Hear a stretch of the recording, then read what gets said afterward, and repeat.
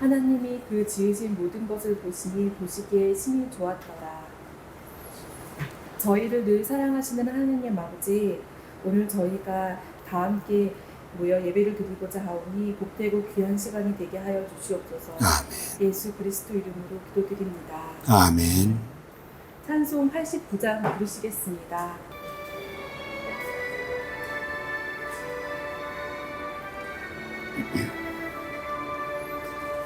이정희 회장님께서 나오셔서 댓글 기도해 주시겠습니다.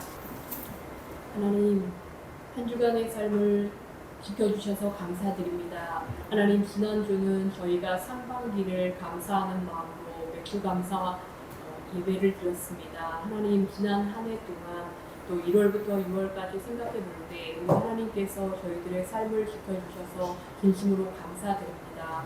하나님, 나머지 하반기도 하나님의 손에 의탁드리오니 하나님, 저희가 주님의 종으로 이 땅을 살아갈 때 하나님 지혜와 힘을 허락하여 주시옵소서. 하나님, 저희 성도구청 직원 중 뽑힌 우리 신우회 회원들 하나님 각자를 기억하여 주시고 삶의 필요에 넉넉함으로 하나님 채워 주시옵소서. 오늘 말씀 전하시는 목사님께 더 큰 힘을 허락하여 주시고 성령의 두루마리를 입혀 주시옵소서. 이 자리에 참석하지 못한 우리 신우회 회원들에게도 큰 은총을 내려 주시옵소서. 아끼며 예수님 이름으로 기도드립니다. 아멘. 조혜관 목사님께서 나사렛 예수의 꿈이라는 제목으로 설교 말씀 주시겠습니다. 한 주간 평안하셨습니까? 오늘 이곳에 오면서 가로수가 이렇게 흔들거리는 걸 보았습니다. 보기 좋더라고요. 가로수가 흔들리는구나. 나뭇잎이 춤을 추는구나. 저것들이 하나님의 은혜를 노래하는 거겠지? 신호에 걸렸어요. 조그만한 여학생이 모터가 달린 자전거를 타고 건널목을 건너려고 하고 있어요. 분홍색 윗도리를 입었고 검정색 바지를 입었어요. 그리고 신호가 바뀌니까 그 건널목을 건너는데 얼마나 신나게 건너는지요. 그 건널목 앞에서 신호가 바뀌기를 기다리는 그 여자아이 손을 보았어요. 손을 까딱까딱 누구를 만나러 가는지 친구를 만나러 가는지 무척 기분이 좋아 보였어요. 오늘 신우의 예배 드리러 오면서 나뭇잎, 가로수, 그 학생 다 기쁘고 즐거운 하루를 살고 있구나. 나는 어떤가? 나도 하나님의 은총 속에서 오늘 하루를 살고 있구나. 여러분도 그렇지 않겠습니까? 우리 모두가 바쁜 일상을 살고 있지만 조금만 여유를 가지고 하늘과 땅 만물을 바라보면 우리 모두는 하나님의 넘치는 은혜 가운데 살고 있다고 우리는 그렇게 믿습니다. 이 신우의 예배가 여러분들에게 잠깐의 그런 멈춤의 시간이 되기를 바랍니다. 예, 오늘 저는 나사렛 예수의 꿈이라는 제목으로 여러분과 은혜를 나누고자 합니다. 우리가 예수님을 부를 때 가장 흔한 이름은 나사렛 예수입니다. 예수님의 출신이 나사렛이기 때문에 가장 인간적인 이름, 그것이 나사렛 예수입니다. 어떤 신앙인들은 예수님이 하나님이 보내신 그리스도, 구원자라고 믿고 의지하기 때문에 예수님을 그리스도라고 부릅니다. 성경의 많은 부분에서 예수님을 하나님의 어린 양이라고 불렀습니다. 하나님의 어린 양이라고 예수님을 부르는 사람들은 성경을 굉장히 깊이 이해하는 사람들일 것입니다. 예수님은 자기 자신을 인자라고 부르셨습니다. 저는 오랫동안 인자라는 말을 이해하지 못하고 어지린의 자비로울 자자라고 생각을 했는데 나중에 보니까 인자라는 말은 사람인의 아들 자자였어요. 예수님이 왜 자기를 하나님의 아들이라고 부르지 않고 사람의 아들이라고 불렀을까? 자기를 인자라고 부르는 예수님의 호칭을 보면서 이해할 수가 없었어요. 겸손해서 그런가? 그러다가 나중에 신학을 공부하면서 보니까 인자라는 이 말은 저 구약 성경에 깊이 뿌리를 내리고 있는 말이라는 걸 알았어요. 간단하게 설명하자면 하나님은 인간을 하나님의 형상으로 지으셔서 세상을 다스리게 하셨죠. 그래서 사람답게 산다는 것은 하나님의 뜻대로 세상을 관리하고 다스리는 존재로 사는 거지요. 근데 사람이 그 존귀한 본인의 신분을 잊어버리고 짐승처럼 살게 되는 때가 있어요. 그것은 욕심의 종이 되고 죄의 종이 되는 거죠. 그래서 그런 삶은 짐승과 같은 삶. 또 성경에서는 아예 하나님을 대적하는 그런 권세들을 짐승에 비유했어요. 그래서 다니엘서를 보면 이 짐승들이 통치하는 그 열국을 인자 같은 분, 그 사람처럼 생긴 분, 그분이 와서 모든 걸 평정하시는 이야기가 나오는데 예수님은 바로 내가 그렇게 짐승이 통치하는 세상, 짐승 같은 삶을 살고 있는 우리 본연의 본분을 잃어버린 세상 사람들을 회복하러 올 바로 그 다니엘의 예언을 성취하러 온 사람이라는 것을 나타내는 의미로 본인을 인자라고 부르셨다고 깨닫게 되었습니다. 어떤 사람들은 예수님이 가난한 사람을 먹여 살리고 병자를 치유하시는 걸 보고 구활동가라고 생각할 수도 있고, 율법을 잘 설명해 주시는 걸 보고 랍비, 율법 교사라고, 또 예수님의 공동체가 유무상통하니까 사회 변혁하는 사회운동가, 종교의 창시자 등등 여러 호칭이 있습니다. 우리 그리스도인들은 예수님을 하나님과 동급으로 생각하죠. 그래서 하나님께 기도하는 거나 예수님께 기도하는 거나 같은 의미로 이렇게 생각합니다. 예수님을 뭐라고 부르든지 간에 그 호칭 자체가 예수님에 대해서 전부 다 말해주는 것 같지는 않습니다. 그래서 저는 예수님을 우리가 좀 이해하려면 예수님의 성장 과정을 좀 살펴볼 필요가 있다. 2000년 전에 예수님이 사시던 시대는 로마의 식민지죠. 식민 통치 아래 있었죠. 우리나라가 일제 35년 강점기 가운데서 수탈과 억압을 당했을 때 얼마나 가난하고 불쌍하게 살았습니까? 억압과 학대가 있고 그 당시의 세상에 모든 모순, 부조리, 불법 그런 것들을 많이 목격하셨겠죠. 예수님의 말씀을 또 들어보면 지도자들을 향해서 그들의 부조리를 지적하는 그런 메시지들이 여럿 나오지요. 이렇게 보면 예수님이 사셨던 시대, 그 시대는 행복한 세상은 아니었을 것 같아요.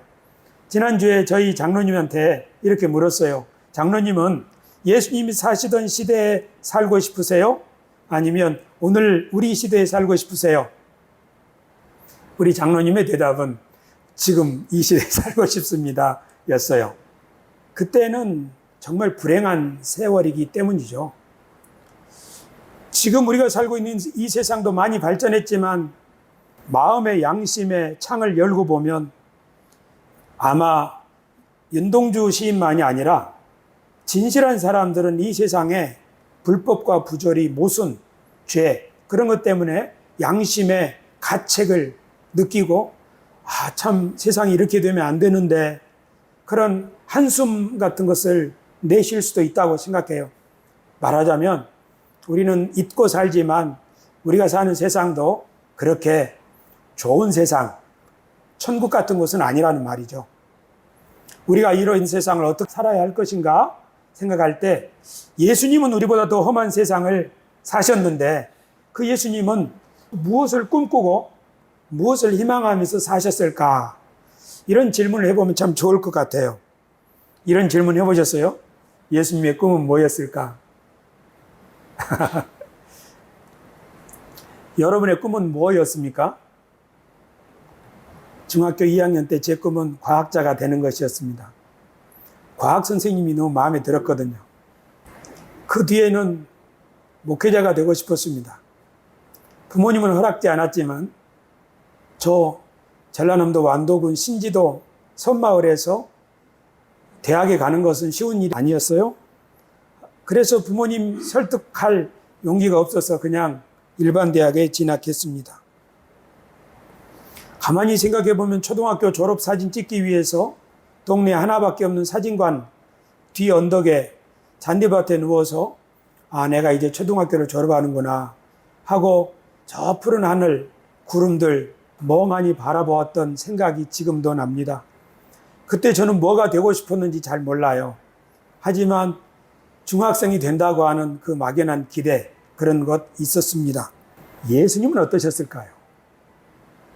예수님은 무슨 꿈을 꾸셨을까요? 우리가 예수님을 그저 구원자 하나님으로만 생각하면 예수님이 당시 사시던 시대에 무슨 생각을 하고 무슨 꿈을 꾸셨을까? 그런 생각을 잘 해보기가 쉽지 않습니다.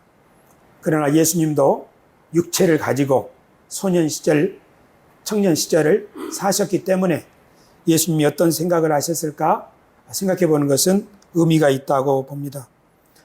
예수님의 꿈은 예수님의 메시지 안에 담겨 있다 생각합니다. 예수님의 메시지의 첫 번째는 회개하라, 하나님의 나라가 가까이 왔느니라.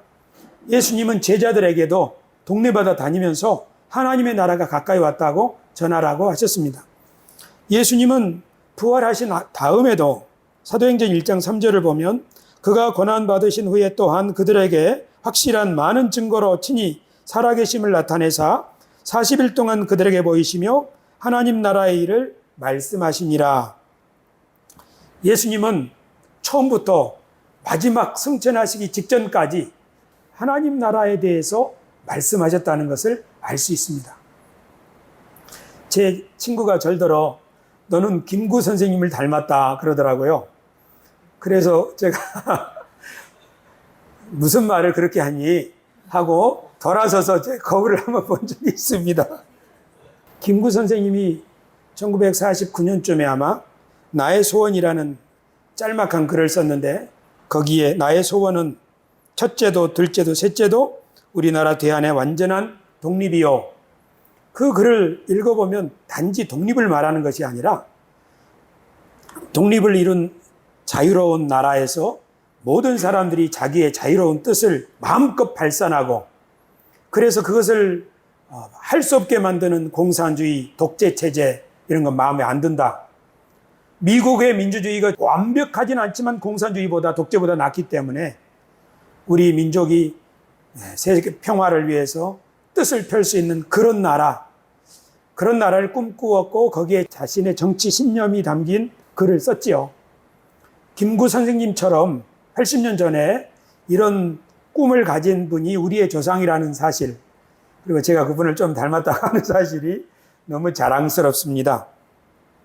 생각해보면 당시에 얼마나 혹독한 세월이었고 또 그 혹독한 세월에서 독립을 찾기 위해서 얼마나 헌신했는가를 생각해 본다면 김구 선생님의 소원이 우리가 이해되기도 할 것입니다. 만약에 여러분이 저에게 신앙생활의 궁극적인 목적이 무엇입니까? 라고 묻는다면 저는 예수님의 하나님 나라를 이해하고 그 나라를 기다리며 그 나라에 동참하는 것입니다. 라고 김구 선생님을 패러디하겠습니다. 제가 청년 때는 아마 시골에서 부모님의 온 기대를 받고 서울로 올라왔기 때문에 신앙생활 하면서도 성공하는 것이 중요했던 것 같아요. 예수님을 진심으로 섬겨야 되는 큰 이유 중에 한 가지는 성공하는 것이었죠. 그런데 점점 세월이 지나면서 실패를 많이 하다 보니까 성공이라는 것이 상당히 덧없는 것이로구나. 그걸 경험하면서 나의 신앙생활의 궁극적인 목적이 예수님이 말씀하신 하나님 나라를 이해하고 그 나라를 기다리며 그 나라에 동참하는 것이라고 생각하게 되었습니다. 그런데 예수님께서는 하나님의 나라가 가까이 왔다. 그렇게 말씀하셨습니다. 저는 이 말의 의미가 요한계시록 3장 20절에 있는 우리 같이 한번 읽으실까요? 시작. 볼지어다 내가 문 밖에 서서 두드리노니 누구든지 내 음성을 듣고 문을 열면 내가 그에게로 들어가 그와 더불어 먹고 그는 나와 더불어 먹으리라. 아멘. 하나님의 나라가 가까이 왔다는 말은 문 밖에 임하였다. 문 밖에 열기만 하면 이제 들어올 그런 의미라고 저는 생각하게 되었습니다. 하나님의 나라는 예수님이 말씀하신 하나님의 나라는 하나님이 열어주시는 새로운 세상인데요. 그게 뭘까? 우리 사는 날 동안에 예수님이 말씀하신 하나님 나라가 뭔지에 대해서 함께 알아가기를 바랍니다. 저는 우리가 하나님의 나라를 이해하기 위해서 예수님의 성장 과정 또 예수님이 태어나신 시대를 생각해 볼 필요가 있다고 생각하는데요. 예수님은 아브라함과 다윗의 자손으로 나셔서 생후 8일 만에 할례를 받으셨습니다. 아마 어린 시절 내내 토라인 율법을 배우고 암송했을 것입니다. 6월절 이런 절기를 지키면서 하나님이 그 절기를 통해서 무엇을 하셨는지를 기억했겠지요. 아마 모든 경건한 유대인들은 하나님이 이 세상을 지으신 것과 그들의 조상들을 부르신 것, 그리고 어떻게 이집트 같은 세계의 제국을 하루아침에 몰락시키고 또 어떻게 이 세상 나라들을 주관하시는지에 대한 이야기를 뼛속 깊이 배웠을 것입니다. 그렇기 때문에 경건한 유대인들은 누구나 할 것 없이 하나님의 나라가 임하여 주옵소서, 즉 하나님이 이 세상을 다스려 주옵소서, 짐승처럼 통치하는 이 세상 무리들을 진정시키시고 하나님의 뜻이 실현되는 세상에 오게 하여 주옵소서, 그렇게 바라고 또 바랐을 것입니다. 우리하고 상당히 거리가 멀죠. 저는 청년 때까지 성공하기를 바라고 살았으니까요. 왜냐하면 우리 세대는 가난을 경험하고 우리 부모가, 그래서 자녀들이 다 출세하기를 바랐던 거 아니에요.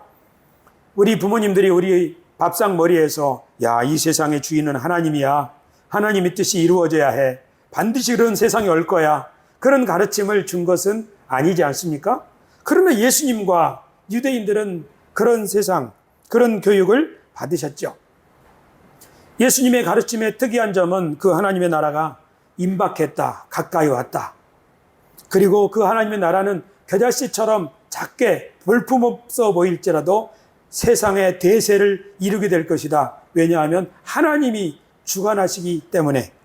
그리고 여름이 지나면 추수 때가 오는 것처럼 이 세상 모든 것을 심판하시는 하나님의 때가 반드시 온다고 하는 이 믿음, 그 믿음 가운데서 예수님은 하나님의 나라를 선포하셨다고 우리는 그렇게 이해할 수 있습니다. 여러분과 저는 예수님을 여러 가지 이름으로 부르고 심지어 하나님으로라고 부르면서 섬기지만 예수님이 말씀하신 하나님의 나라, 또 예수님이 선포하시고 꿈꾸시던 그 하나님의 나라가 임하게 하여 주옵소서, 주기도문에 담겨있는 그 메시지, 그것이 어떤 의미인지를 배워가는 것, 그리고 그것을 꿈꾸는 것, 그리고 꿈꾸다 못해 김구 선생님처럼 자신을 거기에 바치는 것, 그것이 우리의 남은 생애 동안에 해야 될 미션이 아닌가 생각해 봅니다. 예수님의 꿈은 무엇인가요? 어떤 그리스도인들은 세계복음화, 세상 모든 사람들이 예수님을 믿는 것이 예수님의 꿈이 아닐까? 또 어떤 사람들은 예수님의 꿈은 모든 믿는 자들을 공중으로 들려서 천상의 세계로 입성하게 하는 것, 그리고 믿지 않는 사람들은 지옥의 불구덩이에서 심판을 받는 것, 그것이 최종적인 예수님의 꿈이라고 생각하는 사람들도 있을 거라고 생각합니다. 어떤 사람들은 이런 설교를 듣다가 보니까 예수님의 꿈은 하나님 나라가 임하는 것, 완전하게 임하는 것이라고 말을 할 수 있습니다. 그러나 그것이 무슨 의미인지 그 사람은 다시 한번 생각을 해야 될 겁니다. 제가 이렇게 말하는 이유는 여러분도 한번 생각해 보시라고 그런 겁니다. 예수님의 꿈이 무엇일까? 저의 대답은 역시 참조입니다. 제가 설교를 너무 참조라고만 얘기해가지고 우리 신우회원들이 예배 잘 안 오는 거 아닌가 싶은 그런 오늘 죄책감도 좀 들었어요. 야, 막 하나님의 권위를 가지고 선포해야 되는데, 이건 저희 시놉시스입니다 하고 하면서 자꾸 생각해 보라고 하니까, 그래? 참조하지 뭐. 이런 마음으로 생각하는 건 아닐까. 저는 이렇게 생각해요. 지금 이 순간. 예수님의 꿈은 만민이 하나님의 다스림을 받아 하나님의 뜻을 배우고 그 뜻을 사랑하며 그 뜻이 실현되는 세상을 이루기 위해 희망과 용기를 가지고 살아가는 것이다. 그것이 예수님의 꿈이라고 생각해요. 예수님은 적어도 그렇게 사신 것 같아요. 그리고 제자들에게 그런 가르침을 주신 것 같아요. 단지 허황되게 이건 곧 없어지니까 저 세상 갈 준비해라, 그런 식으로 가르치시지는 않았던 것 같아요. 하나님이 살아계시고 하나님의 뜻이 이루어질 거니까 그 뜻이, 그 나라가 이미 문 앞에 왔으니까 이미 시작된 것처럼 진실하고 그리고 따뜻하고 용기 있게 살아라, 그렇게 가르치셨던 것 아닐까 생각해 봅니다. 기도하겠습니다. 존귀하신 하나님 아버지, 오늘 저희들은 예수님의 꿈에 대해서 함께 생각해 보았습니다. 우리들의 꿈도 생각해 보기를 원합니다. 성경을 통하여 예수님이 가르쳐 주시고 본을 보이셨던 예수님의 꿈을 우리들도 함께 꿈꾸고 그 꿈이 이루어질 것을 기대하며 그 하나님 나라에 동참할 수 있게 도와 주시옵소서. 그것이 우리가 일하고 있는 성동구청 안에서 구체화될 수 있도록 오늘 우리에게 겨자씨만한 믿음, 겨자씨만한 용기, 겨자씨만한 희망을 주셔서 우리가 하는 일이 다만 땅에 속한 일, 나의 개인의 일이 아니라 하나님과 연결된 하나님의 뜻이 이루어지는 하나님 나라의 일부분임을 늘 기억하게 하여 주시옵소서. 우리 주 예수님의 이름으로 기도드리옵나이다. 아멘. 신우의 네이버 카페를 통해 예배와 설교 자료가 제공됩니다. 저희가 늘 감사한데 감사의 마음을 표현을 못했는데 작지만 저희가 또 그동안 목사님 너무 감사합니다 하고 앞으로도 또 계속 부탁드립니다 아이고. 하고 네, 아이고, 감사합니다. 네, 감사합니다. 목사님께서 봉헌 기도와 축도해 주시겠습니다. 존귀하신 주님, 우리를 이곳으로 불러주셔서 감사합니다. 예수님이 사시던 2000년 전에 예수님이 꿈꾸시던 그 꿈이 오늘 이렇게 온 세상 많은 사람들에게 전수되어 아름답고 영롱한 하나님 나라의 꿈을 꾸며 살아가고 있습니다. 우리들도 예수님을 본받아 우리 성동구청 안에서 이 소중한 꿈을 키워나가겠습니다. 주님이 도와주시고 주의 거룩한 성령을 우리들에게 부어주셔서 용기와 희망과 확신을 늘 새롭게 하여 주옵소서. 우리의 정성을 주님 앞에 올려드리오니 주님께서 기쁘게 받으시고 우리 성동구청 복의 복을 내려 주옵소서.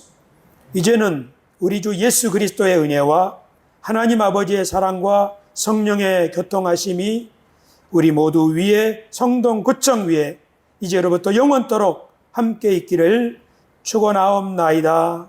아멘. 하나님께 박수를 올려드립니다.